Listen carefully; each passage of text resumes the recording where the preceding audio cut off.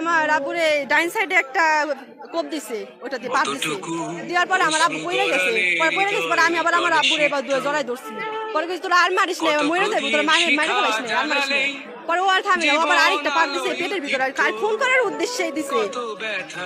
আরেকটা পাত দিছে পেটের ভিতরে, ওই ভিতরে নারী বুড়ি মনে ছিঁড়ে গেছে গা। পরে আর কথা বলতে পারে না। পরে বাড়ির ভিতরে যে গেটের যে চিপিটা আছে ওইখানে যায়, পরে পড়ে গেছে। পরে যায় আর কোনো কথা বলতে পারে না, চোখ উঠে গেছে, জিল্লা বেড়ে গেছে। পরে আর আমি কি করবো, আমি বাসার ভিতরে আমি একা, আমার সাথে উন্নাটা ছিল, ওই উন্নাটা দিয়ে পেটের এখানে চাপতে ধরছি আমি, আর রক্ত আমি হাতে পেতে পারছি না, তো পেটের এখানে চাপতে ধরছি। পরে এই বাসা থেকে দুজন লোক গেছে, খাবার রেখে বাইর হয়ে গেছে, আমাদের বাসায় গেছে, যে একটা গামছা দিয়ে পেটের এখানে বাঁধছে, বাইন্দা হসপিটাল নিয়ে যেতেছে আর কি, রাস্তা থেকে দম চলে গেছে গা। পরে এনাম থেকে রিটার্ন করে দিচ্ছে।